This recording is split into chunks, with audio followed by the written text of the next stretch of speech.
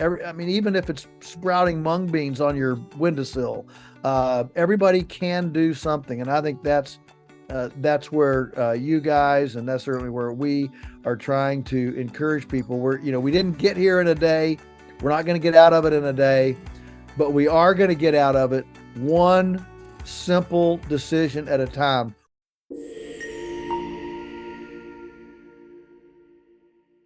Welcome to Grow Your Grass Off. We have an incredible bucket list guest on our show today. His name is Joel Salatin. If you haven't heard of him, you should know about him. He's a farmer, a really well-known farmer in Virginia who has so much to share. And so today we're looking to cover a lot of things he's doing and just look at that lens of what it's like to be a farmer in the U.S. Joel, thank you for being on the show today. Thank you. Thanks for having me. It's a delight and an honor to be with you. Thank you. And so part of what we wanted to open up with, Joel, is just talking about the broad stroke. Like, what are the current state of affairs here going on in the U.S.? We've got maybe land grab going on with Gates and BlackRock and maybe some of these big companies.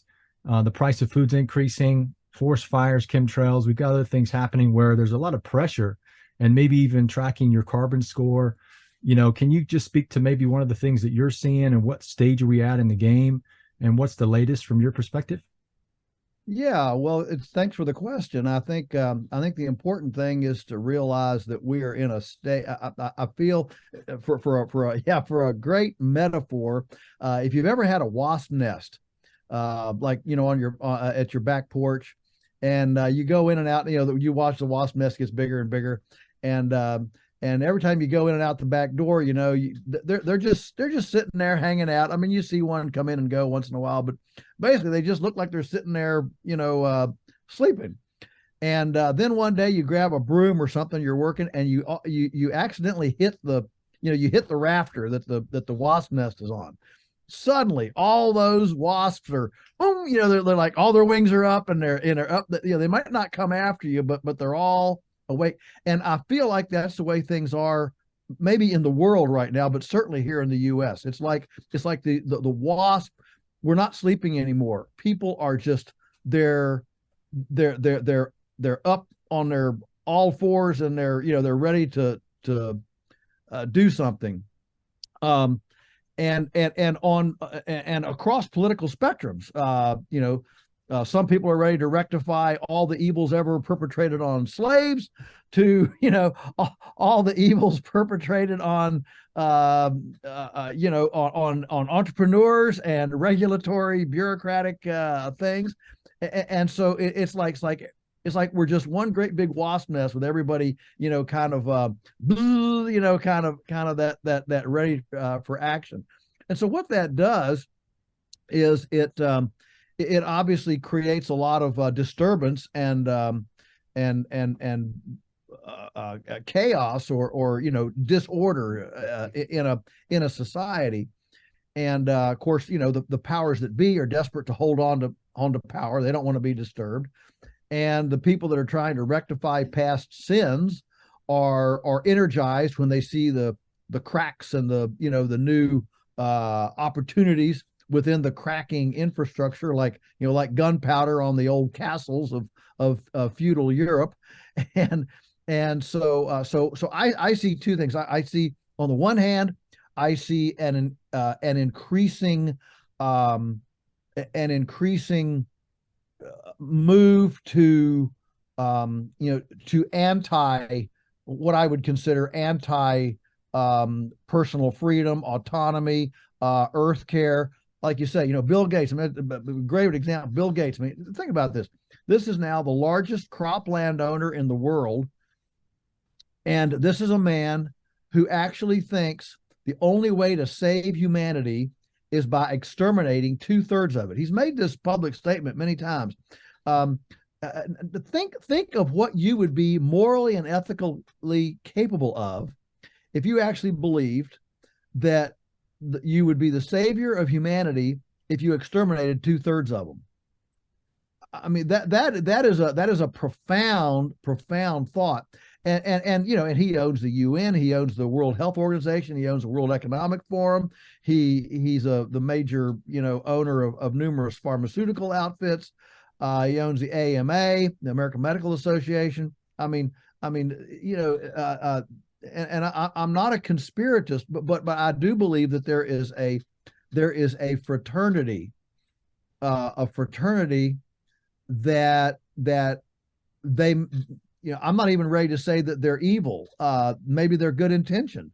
I'm sure Bill Gates thinks he's a good intention. I got to kill 2/3 of the people. You know, that's to save humanity. That's a great intention, right? But they're completely, you know, they're missing truth for sure, and you know, we're not heading a good direction, and all of that has spawned what I call a homestead tsunami. In fact, it's a new book I've just it just came out in the last week. Homestead Tsunami, Good for Country Critters and Kids. And we are seeing a literal a flight, an urban flight. So as these things happen, you know, people who are thinking, the intentional people, like, you know, the 1/3 of society that didn't get the jab, you know, the intentionally thinking people have this deep instinctual understanding that, you know what, if the wheels fall off, I don't want to be in the city, or I want to have more connection with, you know, my provenance, my energy, my, you know, I want more. The phrase I hear so often is, I just want to disentangle. I feel like I'm completely tangled up, and we've seen these black swans. I mean, from COVID to Putin invaded Ukraine. Suddenly, fertilizer jumps 400%, and Biden gets elected, and we shut down all our domestic oil production. So now, you know, gas prices go through the roof, and we're just seeing these events. You know, high path avian influenza, you know, destroying chickens up the wall. You know, we're killing half our food supply, and so people who are actually thinking about the trajectory are saying, hey, I want a little more independence. I want to disentangle. And that's driving people to put solariums on their houses, get backyard chickens. I mean, in 2020, listen to this, in 2020, over 1 million backyard flocks of chickens started in the US. Over 1 million. And so that's just indicative of kind of this. So State of the Union, I see the two things. I see the one, I see the, you know, the anti-ecology, anti-freedom power grab accelerating, but that creates the antithesis of an increasing awareness and concern about what that additional centralization and assault on freedom and ecology, you know, with fake meat and all this would do. And so this is pretty typical, isn't it? You have, you know, you have these two movements happening at the same time, and they tend to offset each other. Yeah, that's classic. There's always a protagonist, antagonist. It's kind of how we live in humanity, right? And I'm definitely part of that homesteading tsunami. I mean, we all are. Atlanta is about to move to a homestead. I moved last year to 3 acres, so I love it. But speaking about that, we're permaculture designers. We help a lot of people more in the urban setting. So really just bringing up design, what level of design do you think is important for people to thrive on a farming scale or a homesteading scale? Or can they just jump in there and, you know, watch a bunch of YouTube or read a couple of your books, or just give me some of your thoughts there? Yeah, well, of course, I love permaculture. I've never actually formally taken a design course, but I was reading Bill Mollison before he, you know, even wrote, you know, the designer's manual, which is kind of the Bible of permaculture. And so I've been an absolute fan, and we do a lot of permaculture-esque type things here, as you know. And so in general, from a landscape design standpoint, because we lease about 15 properties in the area, so we're constantly going on to a raw piece of land and saying, okay, what do we do here? And so and of course we're livestock, so or that's our primary function. So that's our bread and butter for sure. And so when we go onto a piece of property, we're asking three things. We're saying access. Access is number one. If you can't get there, you can't do anything with it. And so whether it's if it's a tiny place, you need wheelbarrow paths. You need a way to get around. So because if you can't get around and you can't access things, on a bigger scale, obviously a tractor and a truck. On a small scale, a wheelbarrow and a dolly. If you can't get around, you can't take care of things.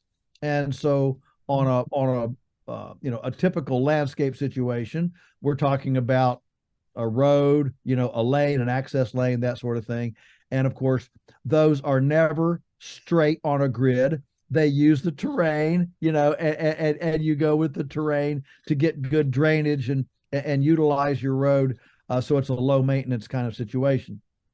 So access is always number one. And even on rented land, we'll pay for excavation work to get an all-weather road, because if you have to wait till the rain stops or wait till it, you get 3 days of dry to go somewhere, that might be your window of opportunity to go take care of something, prune something, move animals, whatever. Okay. So you need all weather access. At number two is water. You can't do anything without water. So we are pond lovers, pond builders. And so I spend actually a fair amount of time, this might be good for your listeners.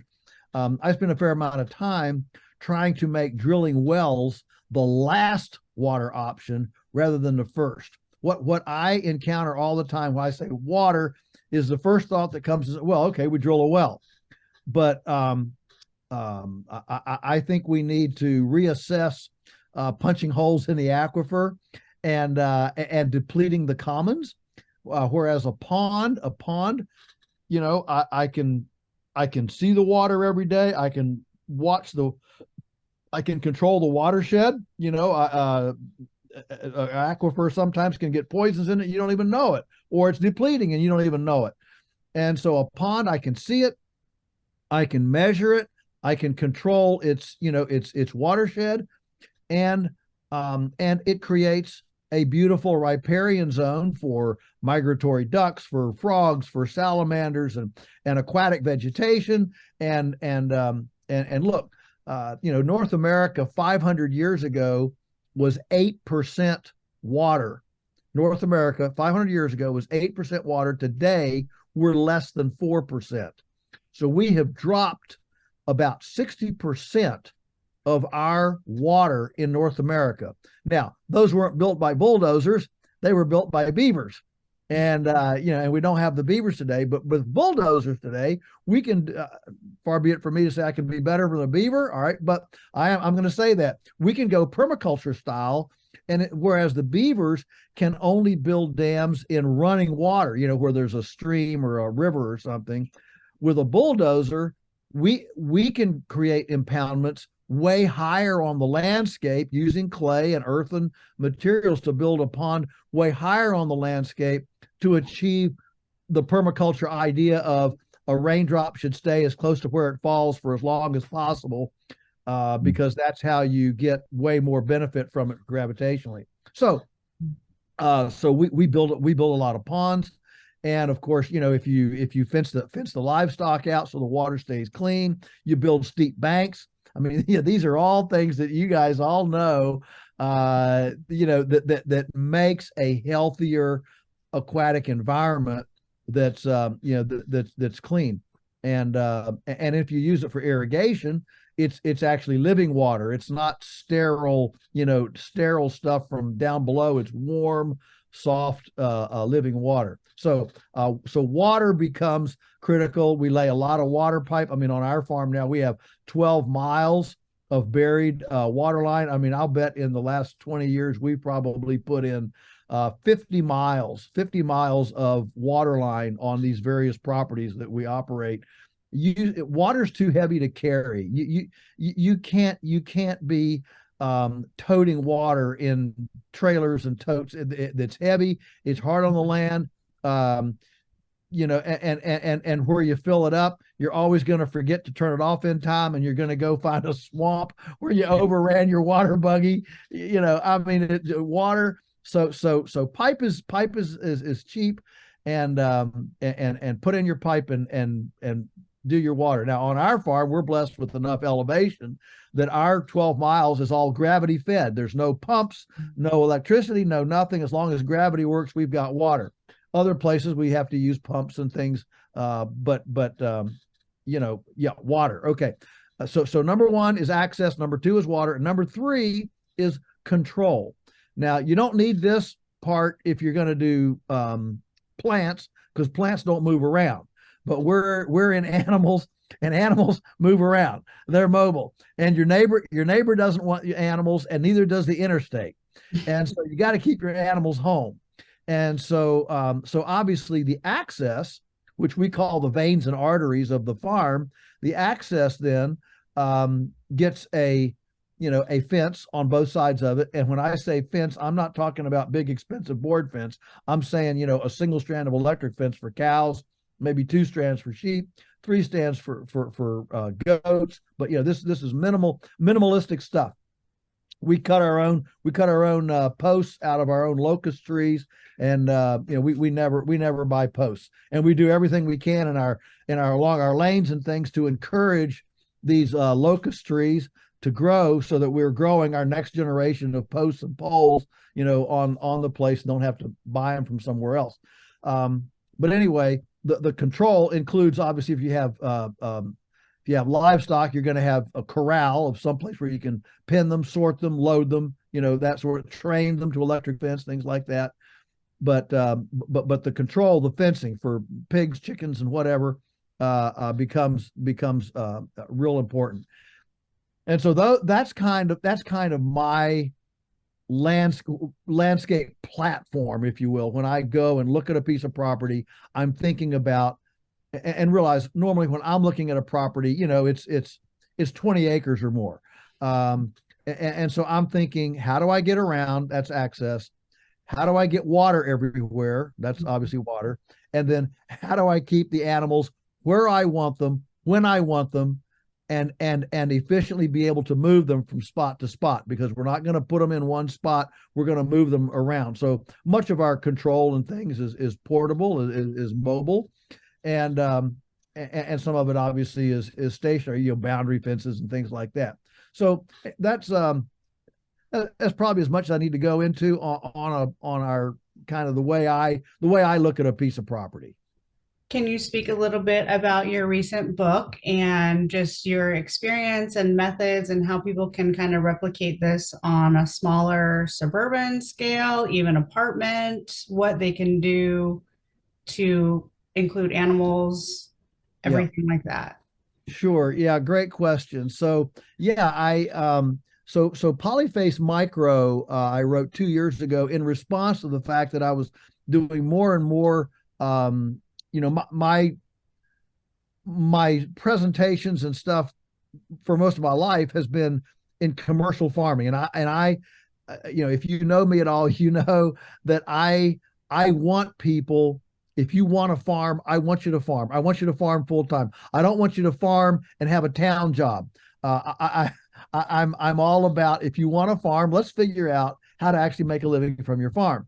But then what happened with all this, interest in people fleeing the urban sector, and getting their small acreages, I started getting all these questions about, well, how, look, when I started doing presentations 30, 40 years ago, I'd get done and people would say, oh, that's nice and cute, but how does it scale up? Now, here we are. Now we've got, 20, 22 people working here full time. And we're not a backyard operation. Now I get done, everybody comes up and says, wow, that was amazing, but how do I do that on my little 5 acres, my 2 acres, my whatever? And so I wrote Polyface Micro 2 years ago to try to answer that, that question. And I even have a chapter on how to have rabbits and chickens in a Manhattan apartment. And so because obviously animals are obviously one of the biggest critical, most difficult factors. I mean, you can sprout mung beans on a windowsill. You can hang an herb garden in PVC, these cool PVC pots, that you can hang on the patio. But livestock gets a little different. So the two things, the thing I need to say, obviously, if you have a very, very small place, you're probably not going to have a cow, a goat, or a sheep. You're going to go to a small animal. You're going to go to chicken, rabbit, even quail. Those kind of things work.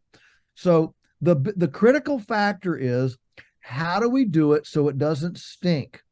How do we do it so it doesn't smell, so it's ecologically beneficial, and the animals stay healthy in a more confined, a less spacious situation like what we have here. And so I want to address that. Nature sanitizes two ways. Now, this is with animals. Sanitizes two ways. One is with rest and sunshine, which is, you're out on grass, pasture, and you're moving them around all the time. All right. The other is with vibrant decomposition, which of course is the normal thing. There would be a compost pile. Compost piles can sanitize a lot. You can put a lot of even kind of nasty stuff in a compost pile, and the microbes eat it up. They digest it. I mean, a worm's alimentary canal can take fairly toxic stuff, and somehow, I don't know how. I'm not a scientist or a chemist, but anyway, it's pretty amazing. And including organic matter in the soil. If your organic matter is high enough, it can handle a lot more stuff than if your organic matter is low.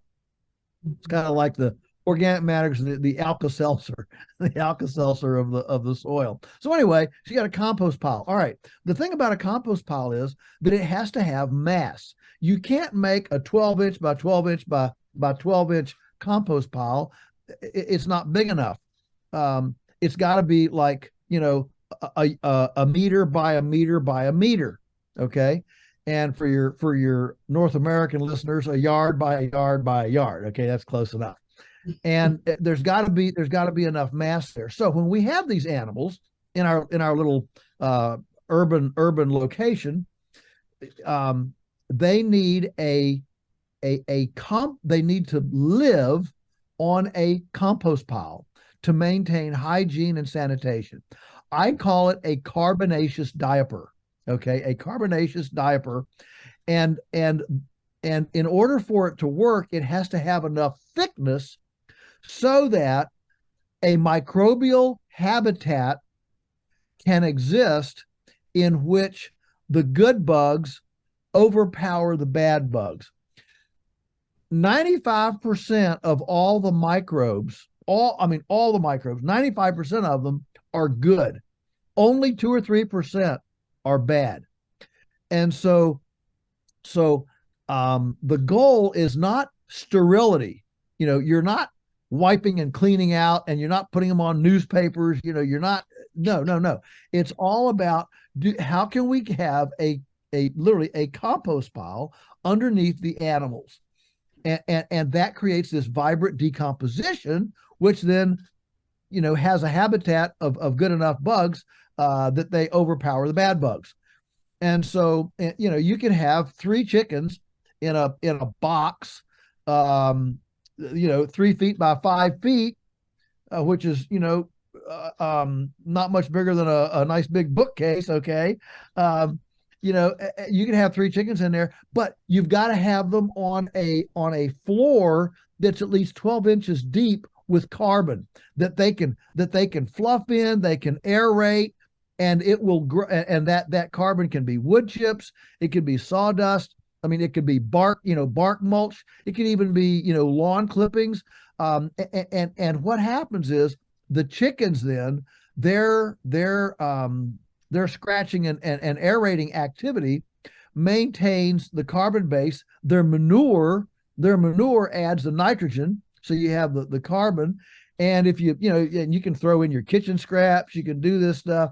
And if you keep it a little dampish, little dampish, it won't make a bunch of dust, and it'll compost better. I mean, yeah, you can even sprinkle some water in there. So if you imagine a 5 foot by 3 foot with 3 chickens in it, they can eat all your kitchen scraps. They can give you a couple of eggs a day, and grow you the best compost that, once or twice a year you can reach in there and you can get a bunch of compost for some of your little herb pots, or your whatever you're happening to grow. Maybe you've got a bunch of Venetian blind type trough growing trays on the south side of your house, and maybe in your solarium. And so, one of the critical things of an urban growth thing is, how in the world do I get compost? Where do I get it? Where do I get organic matter? Well, with a couple of chickens and maybe 4 or 5 rabbits. Same situation. In fact, you put the rabbits above the chickens, so now you're stackable. You're stacking your rabbits above the chickens. That's what we do. We call it the racking house, rabbit chicken house, and so now you can have rabbits and chickens stacked, and guess what? You'll become a wonderful haven alternative for your neighbors with little children who will want to come over, and your neighbors will love you because their kids don't want to go home and watch cartoons on TV or do screen time. They're going to want to come and watch your chickens and rabbits, and you're going to become a magnet for the neighborhood, and everybody will love you. So that's the way you do this, and in my view, that is what's missing.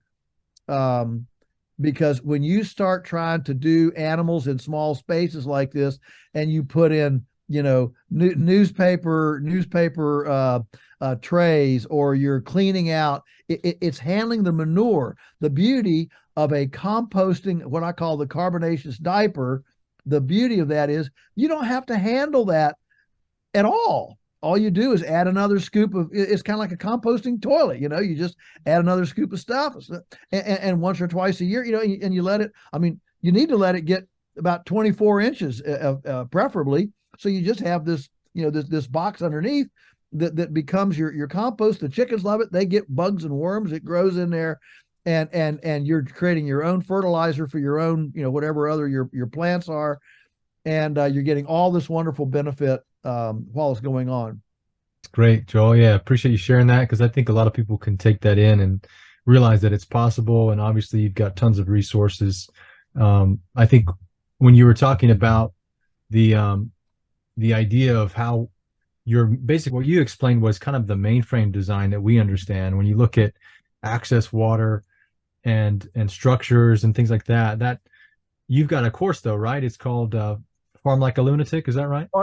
Farm Like a Lunatic. Yeah, and we are just trying to add. We're trying to add about one course a year. We've been at this now for, I don't know what, 3 years. We're right now about 25 hours of content, which is it's a lot of video content, and our goal is to eventually hit 100 hours. And it might take several years to get that, but we're trying to add 3 or 4 hours a year. It's time consuming, and of course I'm not doing any of the video. I'm just doing the content. I do the course outline and the content, and these other guys are just fantastic videographers and storytellers, and they cut and splice, and we do little outtakes to come in if I'm talking about something. Here's what it looks like in the field, that sort of thing. And yeah, there are a lot of cool little things. I'll just share one with you. When we talked about access, Brandon, when we talked about access, so you're coming across a place and you've got a low spot. You want to put a culvert in. All right. Well, and what we do is typically, if you hire a normal excavator, they're going to put a culvert in the bottom of the valley or the ditch or whatever, and then put a crossing over top of it. What we do instead is we build a dam and put the culvert up in the top of the dam. and you basically move the same amount of dirt. The difference is now you have a pond where you didn't have a pond before, and so the cost is almost negligibly different. But you go up top. The other thing, and then your road, your access road, can go across the top of the dam, and that helps to keep that under control and packed really nice. And you get this water impounded up behind you, and then your culvert. What we like to use multiple green sewer pipes. These are 6-inch sewer pipes. Now, I'm talking about watersheds that are 3 or 4 acres. I'm not talking about 100-acre watersheds, okay? But something that's 3, 4, 5 acres, where a 6 or 2 6-inch pipes can carry runoff in a flood. By using 2 6-inch pipes instead of 1 12-inch pipe, we can get another 6 inches of water stored in the pond, because the pond is like a bowl, and every foot you go up the edges, you get way more water than the lower feet, because it's a tighter circle. And so by buying the 6 inches right up there at the lip, it really adds a lot of water, and also by having the outflow pipes up high like that, it allows the water, you let any runoff that comes in, if there's any silt, if there's any branches, debris, leaves, anything like that comes in, in a flood time or snow melt time, that sort of thing, that's going to settle out in the pond and not just head on down the river. And so over time, over years, these ponds gradually accumulate, and of course, dead vegetation dies and grows. I mean, cattails and all sorts of things. And so you can, if you have enough of these, you can actually use these as a integral part of your fertility program to, once every 25 years, go drain one, clean one out, and haul that up with a manure spreader onto your field and get all that wonderful muck and accumulated decomposed black muck material out on the field. We've done that, and it's as good as compost. It's wonderful, and you're just generating it all as a part of simply changing the design of your valley crossing from your access. Instead of thinking, how fast can we get the water away, you're thinking, how can we use our excavation to actually hold more water here on site. Exactly. I totally agree, because it's with design. I think that's the value that you can bring, is that you're doing things that you already are paying for the excavator, like you said. So why not think about your design and how you can use those different things? And the road, especially access, is a wonderful thing. We had a guest, his name's Dave Spicer, and that's a lot of the skill set that he has as an earthworks surgeon. He's able to kind of allow the access to provide that angle of looking at the water, like you're just saying. I think that's fantastic. What drives you? You seem to be extremely passionate about teaching and leaving things just kind of better how you found them. Are you optimistic for society to turn the corner here? Well, those are two real distinct questions. What I can think what drives, one of the things that drives me is we've just felt so blessed that that we have discovered things like permaculture. A lot of people have no clue, what that is. I mean, I just spoke a month ago at a college in Texas for their Lyceum, big highfalutin lecture series. And I asked for a show of hands, said, how many people have ever heard of permaculture? A room of 250 people, 3 hands went up. And the world that we live in, our tribe, if you will, I mean, we can't imagine a world where we're ignorant of Bill Mollison, Dave Holmgren, and these guys, okay, Jeff Lawton and Darren Doherty and P.A. Yeomans, key lines. I mean, all that's our world, and So often it's easy for us to think, because we associate with each other all the time and we're excited about it, we're sharing stuff, we're learning, and we're doing this stuff. Oh man, this is so cool. And it's hard. Sometimes it's hard for us to realize that, that 90% of the world doesn't have a clue, what we're dealing with. I mean, when you look at the social media numbers of, Kim Kardashian and Taylor Swift and these kind of folks, I mean, you realize, man, I'm pretty small potatoes. And so what drives me is this state of just oblivion, societal oblivion to truth, to what works, to practical, visceral abundance that we can actually grow more food and more soil at the same time. And that is an ultimately, hopeful thing. And so, look, in today's situation, if we wanted to sit down and make a list of things to be angry and frustrated about, we can make a pretty good list really quick. But the goal, the objective, is not to just be frustrated and angry. It's to take that list, turn it on its head, and solve those issues so that we become hope and help when society becomes hopeless and helpless. And that's how we minister, and that's how we serve, and that's how we lift up. And so what drives me is I do think, Leanne, your question about, are you ultimately optimistic? I don't think society is heading in a good direction right now. With everything I see, as you mentioned at the beginning, chemtrails and fake meat and the kinds of, I mean, California's proposing regulations now to segregate restaurants so meat eaters don't have to eat in the same room as vegetarians.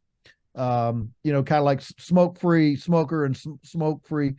And so, we're just seeing this segregational mentality along economic terms, philosophical terms, spiritual terms.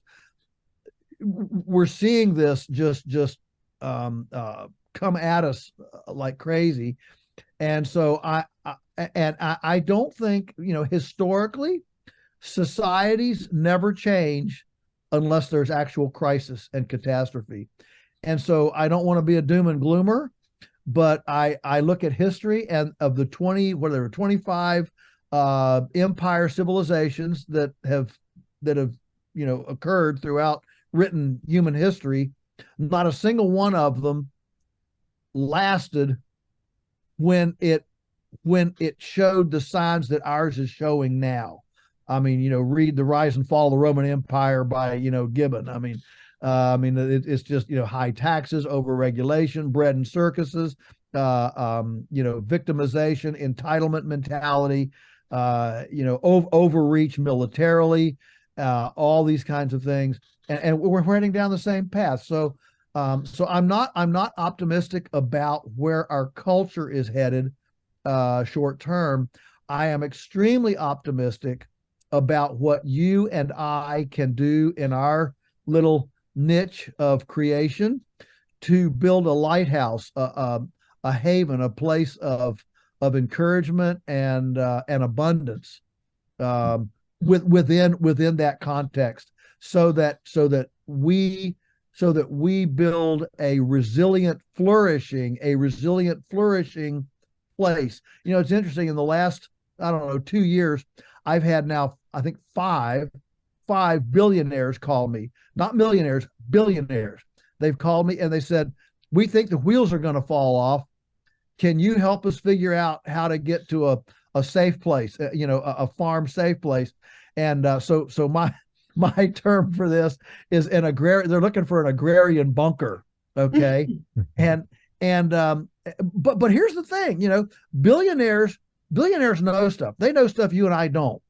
And when you get that many billionaires concerned, you can either say, "Whoa, man, we better prepare for the apocalypse," or you can say, "Good, good. Maybe the 2x4 is about to hit people, and they'll find out that the future is not playing video games in your basement, and that actually, your food comes from a green bean and a squash plant and a milk cow, and doesn't come out of the thumb of Netflix." And I think that would be an awareness. That would be an awareness. I would like to see that in our culture. And so, if it takes a 2x4, bring on the 2x4. But I'm committed to be there to help and pick up the pieces and encourage and build a different universe when that 2x4 does hit. I think you're doing that. I think what I really find impressive too is obviously, there's the intrinsic sort of pull that you might have to do the right thing because it's the best option and that's what you feel called to do. But I think one thing that stands out to me the most above all else is just that you're showing how to be successful at something that is typically pretty hard to do, and do it in a way that's ecologically sound. I think it's a super nice merging of that Venn diagram to show people that you don't have to be living in strife and be sort of a peasant farmer. You can do this with the intention of being successful, and I think that's really compelling.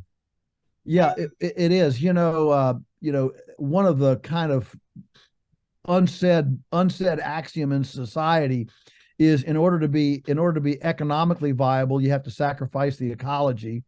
And in order to be ecologically viable, you have to sacrifice the economy. And we're trying to show that you don't have to sacrifice one to get the other. You can actually have your cake and eat it too. You can have your ecology and you can have your economy. But as you all know, that doesn't happen with little 10% tweaks. It doesn't happen by moving to organic factory farming from non-organic factory farming. That's a 10% tweak. It doesn't work. What works is a complete 180 inversion of thinking, thought, and design. And instead of thinking efficient monocultures, we think complementary polycultures, where the actual acreage of product or the square footage of production from a single crop might be fairly low, but when you add 1 + 1 + 1 + 1 on that square yard, suddenly you are at 180 to 200% through the diversity and the synergistic symbiotic complex relationships that you've created, and so it's actually higher. And so we're not trying to think linearly. We're thinking cyclically, circularly, and so there's no waste stream. Every waste stream becomes the feedstock for the next enterprise, and it just keeps turning. And those kind of circular systems are typically not the way our Western linear industrial complex has thought. It's been, in the back door, out the front door, in the back door, out the front door. It's been a straight line rather than a curve. And that's the kind of thinking that we have to bring, I think, to our farms. I really appreciate your time, Joel. I mean, we took enough of your time today. I know you're a busy man, so really appreciate you. No, I'm glad to be with you, glad to share and appreciate what you all are doing. All of these add to the body of information and can do. We desperately need can do here. People are intimidated, especially people that are looking at some of these trend lines, and it's easy to just throw up your hands and be, what can I do? And so together we're, I think, bringing a can-do idea. And everybody can do something. I mean, even if it's sprouting mung beans on your windowsill, everybody can do something. And I think that's where you guys, and that's certainly where we are trying to encourage people. We didn't get here in a day. We're not going to get out of it in a day, but we are going to get out of it one simple decision at a time. Where we are in the world is a physical manifestation of trillions and trillions of little decisions that we and our ancestors have made leading up to today.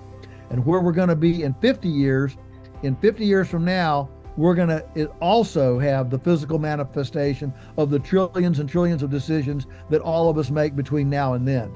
And so don't ever underestimate the power of that little decision, exercised strategically and intentionally, whether it's something you buy, something you plant, something you do or don't do, something you love or don't love, or something you fund or defund. These are all adding to our grandchildren's world that they're going to inherit. Well said. Thank you so much. We appreciate you being on the show and can't wait to see what you've got going next around the turn. Thank you very much. Thank you.